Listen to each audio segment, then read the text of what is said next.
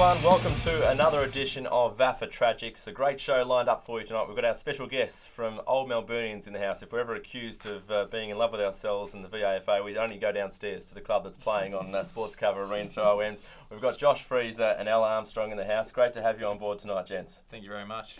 Thanks for having us. I'm a little nervous. Had to give Josh a call about half an hour ago just to find out how to present myself on the camera. Bit of modelling for Freeze. It started.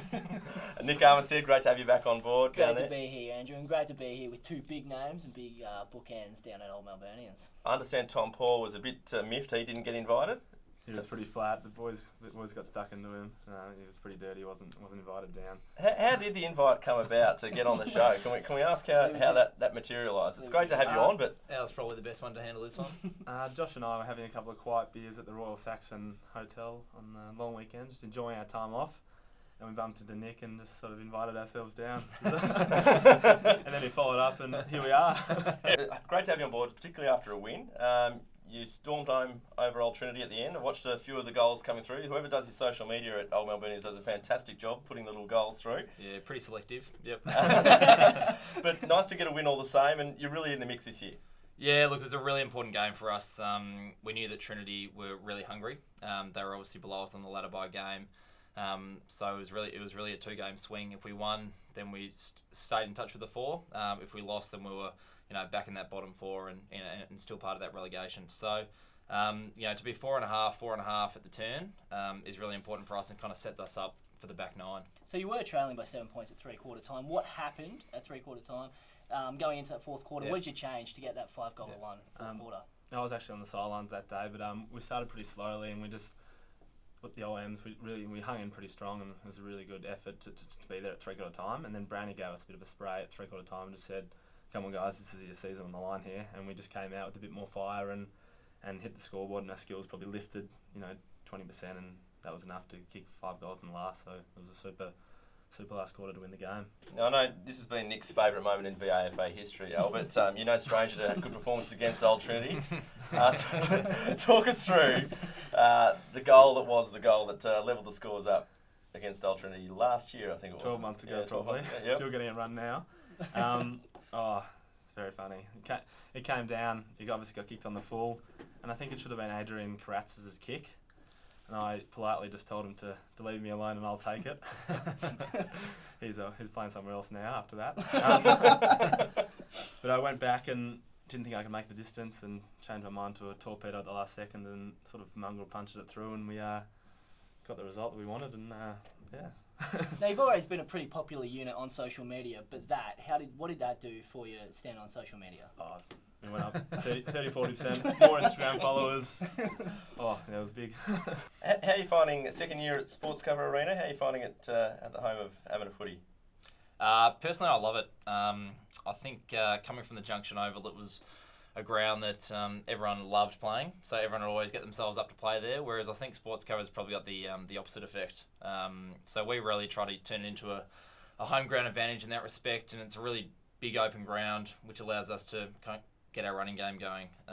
So yeah, it's been a really good mix for us, and pretty happy to lock that place in for the next 25, 30 years at least, moving forward. And training-wise, we used to train on Albert Park number 1, which is probably a quarter the size of Elstonwick with no lights. So this will just get that continuity training, and I just think the fitness, and we got to get 3 teams on there, 3 or 4 teams on there every night, and it just makes a massive difference having the big lights and obviously playing at the same ground. It's been awesome. And now you change it to Tuesdays and Thursdays.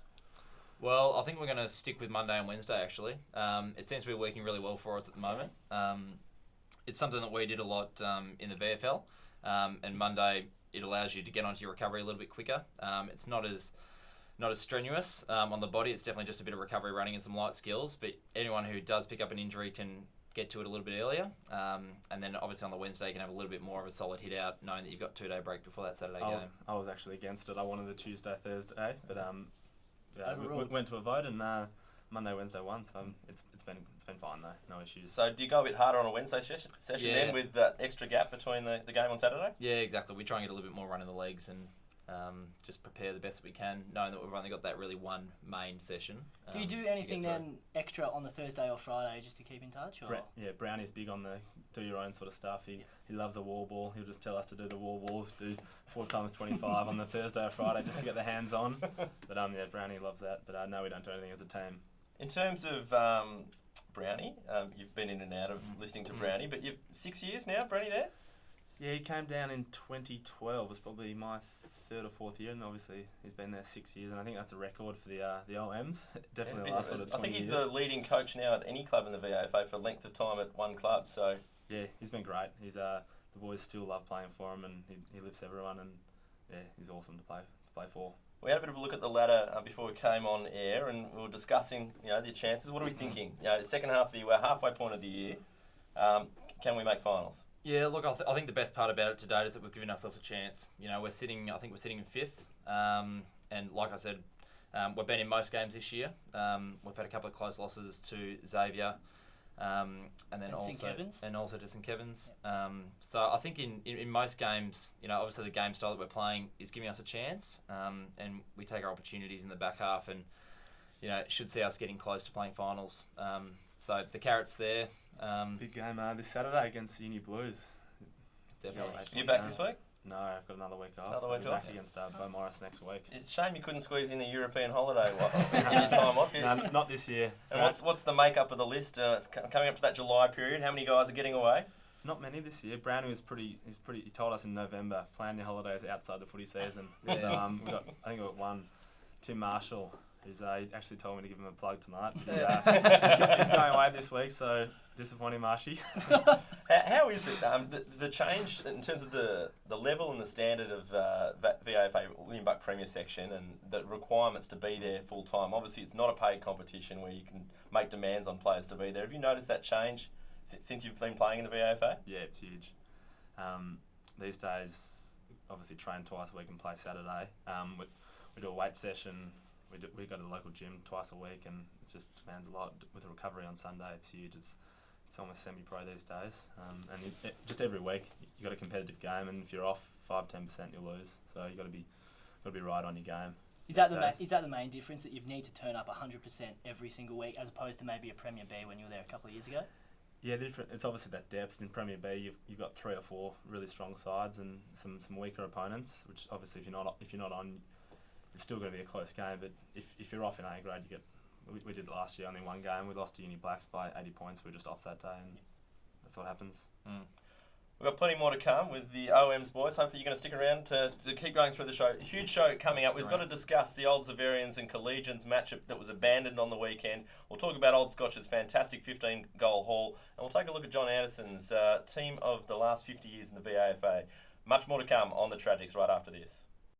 Anytime is the right time to get fit at Anytime Fitness. Access over 400 gyms across the country 24/7 and discover why more Australians train at Anytime Fitness than any other gym. Go online and register now for your free 7-day pass and feel something better.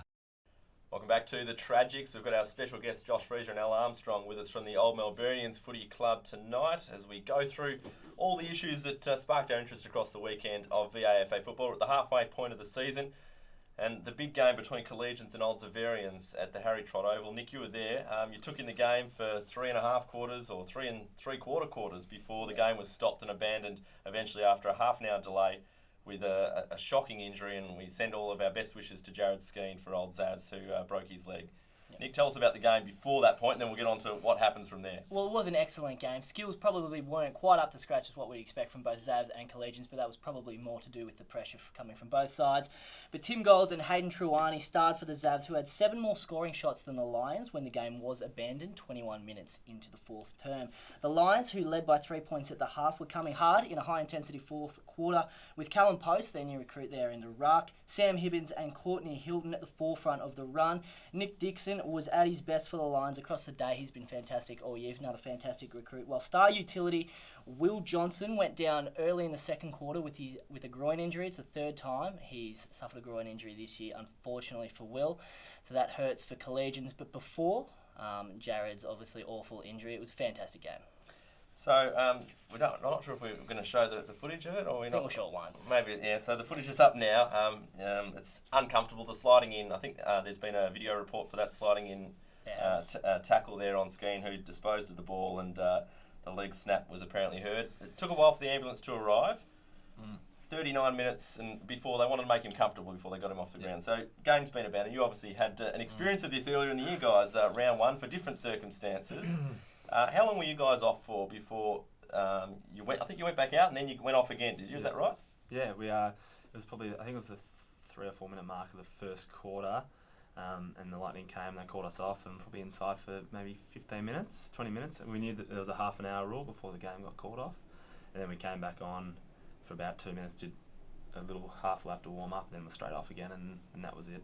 And then they called it from there, and then we obviously didn't find out for a few days. So what were you feeling when you're thinking, are we going to get back on? How do you start staying warm? What's that process like? Yeah, it was hard that game because it'd been quite warm during the day, and then the cool change came through, and it went pretty cold, didn't it? So trying to stay warm in the change rooms during that period, especially late in the, mid in the last quarter, muscles start to seize up, and so it's pretty important just to make sure that you continue to move, because if we were to keep going out there, we would have had 25 minutes to play out. So.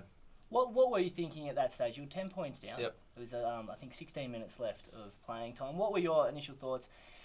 In the post-match, did you think maybe it will be the draw? Do you think Bo Morris will get the points? What were your initial thoughts? We heard that Bo Morris was going to get the points, and we were a bit flat. We thought that wasn't probably the fairest result, and obviously we found out a few days later. But I was personally pretty dirty at the result, and but yeah, we. Dirty what you thought it might have been, and then when the draw came out, you're okay with that? Yeah, I thought that was the fairest result. It was 3 minutes into the last quarter, and it was under I think it was 9 points, and the scores had gone every quarter. There was a wind, and so I think it was a fair result. So given that, Nick, the VAFA seems that the die is cast on this. They have to reward it a draw for collegians. And I know Zavs had put in petitions today. I think both clubs contacted the VAFA today, make their submissions. But it has to be considered a draw, given what we've seen in round one. It's unbelievable. We've had 2 of these match abandons in the one season. Yeah.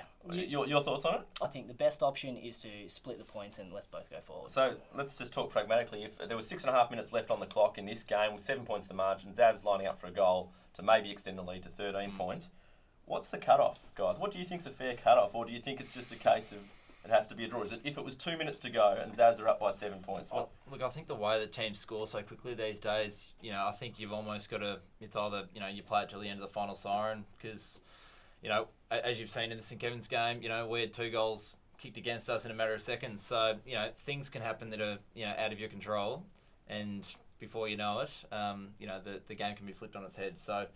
I think you've got to play the game out. It is such a game of momentum, I understand that. But as we said in that first episode, following the Bo Morris and OM's game, I'm big on the actual getting a result after a certain point in the game. But it's where you put that point in the game, where that cut-off time is, whether it is half-time, 3/4 time, that the team in front then gets the win. I don't think you ever can. I think even if it's a 10-goal margin at 3/4 time, 11 goals in a quarter, we're about to talk about Old Scotch who kicked 15 in a quarter, you can't rule it out. They've got lights at Harry Trott. Why didn't they turn them on and get the yellow ball? Well, there was a girls' game playing after that, and they had the lights on ready to go, but I think the reason was because it had been 39 minutes since play, both teams agreed that everyone had cooled down, and it was just no point going on. And they asked the ambulance, and they said, we still think we're another 5 to 10 minutes away, so they agreed to call it off. So it was mutual consent between the 2 teams, and obviously both clubs' interests were making sure that Jared was okay in terms of his health was being looked after. Decision to come. I'm sure it'll probably be made by the time we're watching this on the Tragics. We're filming ahead of that decision, but look for this space. I imagine we'll see 2 points each for Collegians and Zavs. I would have thought so. Old Scotch, we mentioned them, had a fantastic win on the weekend, and they keep keeping on in Premier B. 29 points at half-time. You're thinking we're in for a dour, boring game, and then it changed. What happened? Unbelievable scenes, with Old Scotch piling on 15 goals to 2 goals in the space of 30 minutes. So by the numbers, we've got Max Vandenbroek, who's come in for his first game this year for Old Scotch, kicking 9 goals for the game, kicking 4 in that third quarter, alongside John O'Dagian, who kicked 4 in that quarter. Dylan Gilbert kicked 3, and if you have a look at this on your screen now, including this boundary line absolute stunner, when things are going right, things are going right. And when these types of goals are going in, you knew you're doing something right. They went on to kick another 5 goals in the fourth quarter, which making it 20, obviously, in the second half, which is interesting because they'd not actually kicked 20 goals for an entire game in any of the previous 8 matches this year. So they've really flicked a switch there, and unbelievable scenes down at Old Scotch. What's your best haul in a quarter, Al? I think I kicked 4 this year against the Uni Blacks and the team. This year, 11. in previous years, you might have snagged 5 or 6 in a quarter at all? Or? I don't think I have. No, I think 4. Kicked 4 a couple How'd you of go times in against the Old quarter. Zavs last year, or was it 5.5? Yeah, that might have been 5.5. Yeah, I think so. But And then I think you mentioned 11 goals against Blacks earlier this year in a quarter as your best effort. Do you realise, obviously you're seeing the scoreboard ticking along, do you know how many goals you've kicked in a quarter? Are you ever aware of that? Not really, to be honest. You kind of, I think you just run with the momentum and, Old Scotch 15, that's got to be a pretty close to a club record, I'd say, for them. So, even a VAFA record. So, well done. Our people are checking the archives as we speak to dig deep into that.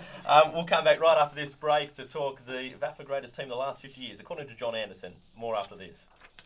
Anytime is the right time to get fit at Anytime Fitness. Access over 400 gyms across the country 24/7 and discover why more Australians train at Anytime Fitness than any other gym. Go online and register now for your free 7-day pass and feel something better. Welcome back to the Tragics. During the week, John Anderson from the Herald Sun, who used to write, I think, for the VAFA back in the day, might have played some games with Old Geelong as well back in the distant past. Wrote the team of the last 50 years of the VAFA, obviously celebrating 125 years this year, the VAFA. Tough to go back 125 years, but he's gone with 50 years. Any names that took your attention there, gents, besides the omission of both of yours? I only probably recognise 3 or 4 names. Obviously, the ones playing at the moment: Brendan, Nick Wynn, and then Andrew Ramsden. They played a few years ago. Played against them, so they've all been terrific players. And Brendan was best on the weekend and showed why he's in that team. Yep. And then a couple of old OMs. Yeah, good to see some representation with Ian Cordner obviously being recognised. From all reports, he was an absolute gun back in the day and could do it at both ends. The position that came up to debate, probably more so than anything else, was full forward. With Nick Byrne there, who's been a Big V champion as of last year or 2 years ago now, being named there when he was probably predominantly a backline player, but in defence of John, Nick Byrne actually in a final went forward and kicked 9 goals, and I think that's the reason that he's now put him at full forward.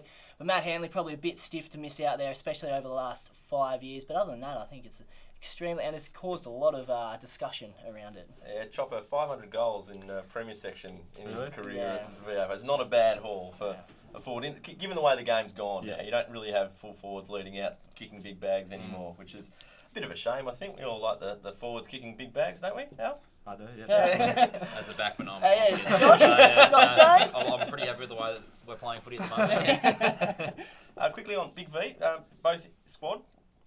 Looking forward to taking on the country, maybe? Yeah, I think, look, it's always, if selected, it's always an absolute honour to play for the Big V, and it's always a draw card to play in the Ammos. I think not only playing with your mates is one thing, but to pull on the Big V Guernseys, always an honour. And, the last couple of years, the Big V country has actually had the wood on us. So I know Powley was very keen to get active this year and make sure that, he could get all the best talent in the league together to try and get a win back over the country team. Yeah, been some of the best games I reckon you've seen at any sort of local level of footy with the Big V and the Big Country. A couple of years ago, I think there was a 1-point result at the Junction, and there was a 3-point result a couple of years before that. So some ripping games. Looking forward to that game, July 8. July 8 at Frankston City Oval. Very good. So we'll stay tuned for that one. Time now to move on to the quick questions. Nick, I'll let you kick things off. Andrew, I'm going straight back to you. Are we now genuinely concerned for Old Kerry? In what way? They've won, what, 2 games? No, two games. 2 games? No, they've won 2 games. I think the problem with Old Kerry is they've just forgotten how to win. If you look at their past 3 years, they had a rough year in Premier Section when they got relegated. I think they won once. Went back to Premier B, had a good year and got promoted, and probably they got promoted when they didn't really need to get promoted. And then they had a losing year again in Premier, and now you look at that last 3 years, they haven't won many games. So when it gets close and they've got the situation and the chance to win one, they just don't know how to go and do it. They'll be all right. They will be all right, and they've got the names on the list too. Gents, will Old Melburnians have a women's team in 2018? Good timing for the new facility. Yeah, look, I think Al and I were talking about it before. We're one of only, I think it's just Old Scotch and us. that don't have women's teams at the moment. And obviously, with the new facility coming on board, it's something that our committee should actively consider. And I think moving forward, especially with the ties that we have with Melbourne Girls Grammar, that seems like a great place to obviously go and source some talent and obviously get a team going for years to come. So I think that's the way that the Ammos are heading, and it's fantastic to see so many women getting on board. I'll let one of you guys fire off question 3 on the rundown there. There we go. Is Old Geelong the real deal? I believe they can be the real deal. Thanks, Al. They obviously had a very poor showing against Caulfield 2 weeks ago without George Burberry. He missed a couple of games, and they lost to Hampton Rovers a few weeks ago as well. Probably something that they should have won. But their wins are just incredible. When they're getting up, when George Burberry's playing, and we talk about him a little bit here, but he's probably the most talented player in Premier C. When he's playing like he did on the weekend against Holt Haileybury, they knocked off the top side. Holt Haileybury are now second. Join that group in the middle at 4 and 5 at the halfway mark. I think 1 or 2 more wins next week, the week after, and they're right in calculations. What does a 77-point win do for Masala in Division 4? Everything. The confidence that they will gain from their win on the weekend against Parkside. Parkside being a team that came down from Division 3 last year, making it even more impressive. Their biggest ever win at the club. So Sam Freeman kicked 8 goals. It will do a world of good for Masala, and congratulations to the Tigers down there. Fantastic. And I'm just going to go to Al. How significant is the AFL influence in William Buck Premier? Pretty big at the moment. There's probably, how many this year? Probably there'd be 15 plus that have played AFL. Yeah, real influx. Like, do you notice it when you're out there? Obviously, you just know the names. So you hear about the names leading up and over the pre-season. In November, you'll hear all these big names coming to various clubs, and you're like, oh, that'll be pretty strong. Then when you get out there, you just recognise them. But I don't think they haven't dominated too much. No. Is there much sledging? I may have said something to Schultz when he was running in. The show. Really appreciate it, and good luck to OMs for the second half of the year. Cheers. I hope you can push on up towards that Final 4. Who's the best side you played in Premier before we go? Probably Collegians at this stage. Yep, Collegians are pretty strong. And second best side? Probably D-La. Third best side? Oh, jeez, you're getting me here. Scobs or Zavs, I would have thought. Yeah, so you're going to sneak into the 4 then if we've named 3 best sides? You haven't mentioned yourselves. Are you the 4th best side or are you the... I think so, yep. We'll back us. Good on you guys. Stick around. The Tragic Take with Nick's coming up right after this, but that's all we've got time for on the Tragics. A lot has been said about the influx of AFL players this year, and if the last few weeks are anything to go by, it is one of the best things to happen to the VAFA. Adapting to the fast-paced run-and-gun nature of VAFA footy is the first thing ex-AFL players need to familiarise themselves with, and it is abundantly clear Jason Tutt and Viv Mitchie have done just that, with both in the top 5 players of the past month. After a pretty ordinary first 5 games which produced just 7 goals, Jay Schultz has exploded, booting 15 in the past 3 St Kevin's wins, and if kicking goals wasn't enough, he's been doing a fair bit of this lately. His teammate Mitch Brown is sinking set shots from 60 metres on the regular. Kieran Harper is leading the goal kicking and starring on a half-forward flank. And not to mention how well Stephen Milne and Matt Thomas are playing after 2 years in the system. If it's producing highlights, bringing more supporters to the ground each week and improving the standard of William Buck Premier, it is a huge tick for the VAFA and all of our clubs.